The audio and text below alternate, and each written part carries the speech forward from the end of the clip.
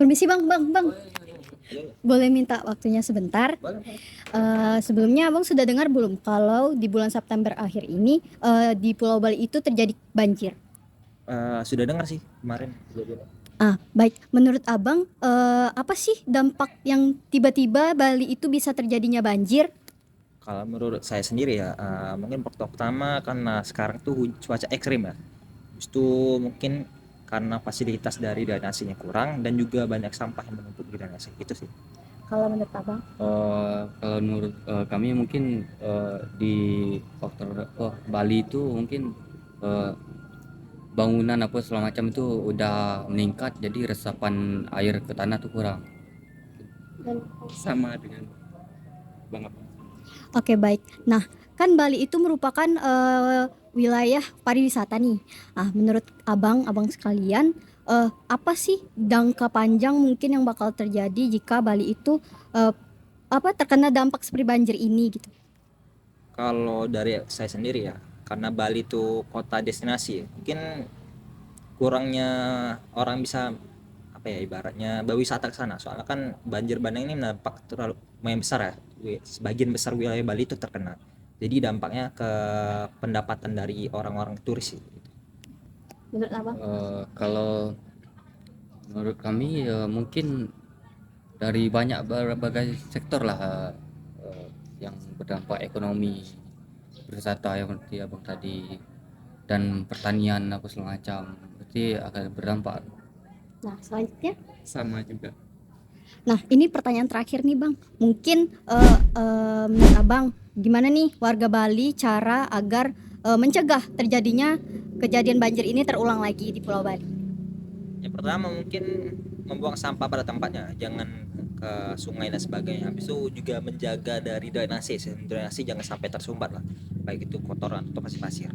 Dan juga pola kehidupan sih yang lebih baik gitu sih. Kalau dari kami mungkin eh, dari masyarakat ataupun penduduk di sana lah, menjaga lingkungan di sekitarnya dulu lah, itu penting. Masih sama. Baik, terima kasih ya Bang. Mohon maaf mengganggu waktunya. Mungkin kita bakal ketemu di lain kesempatan. Terima kasih. September 2025, Bali kembali menghadapi tantangan serius berupa banjir yang melanda sejumlah wilayah. Hujan dengan intensitas tinggi yang turun hampir tanpa jeda menyebabkan meluapnya sungai serta sistem drainase yang tidak mampu menampung volume air. Kondisi ini diperparah oleh berkurangnya daerah resapan air akibat alih fungsi lahan, pembangunan yang kurang terencana, serta menumpuknya sampah di saluran air. Banjir ini bukan hanya mengganggu aktivitas masyarakat, tetapi juga menimbulkan kerugian ekonomi, kerusakan infrastruktur, dan risiko kesehatan. Sektor pariwisata yang menjadi tulang punggung Bali turut terdampak karena akses ke beberapa kawasan wisata terganggu. Lebih jauh lagi, banjir ini menjadi pengingat bahwa perubahan iklim, degradasi lingkungan, dan lemahnya manajemen tata ruang adalah faktor yang saling berkaitan dalam memperparah bencana hidrometeorologi di Bali. Permasalahan banjir di Bali bukan hanya sekedar isu musiman, tetapi sinyal bahwa diperlukan langkah nyata dengan memperkuat sistem drainase, menjaga kelestarian daerah resapan, serta meningkatkan kesadaran masyarakat untuk lebih peduli pada lingkungan. Penyebab banjir disebabkan oleh curah hujan yang ekstrim. BMKG menyebutkan bahwa hujan deras dengan intensitas tinggi menjadi pemicu utama. Tercatat curah hujan sampai dengan 245 hingga 300 mm per hari di beberapa daerah, dan adanya fenomena atmosferik seperti gelombang ekuatorial Rossby yang menyebabkan pertumbuhan awan konvektif besar.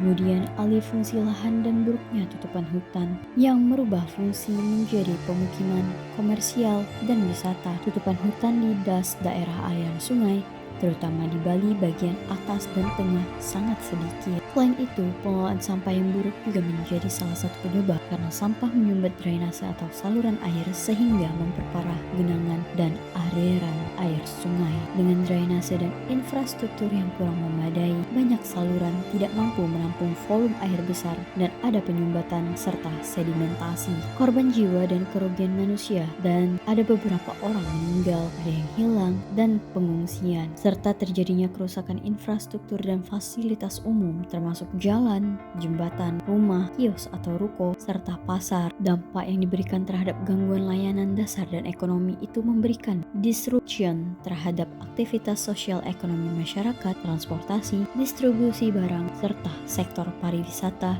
juga terdampak.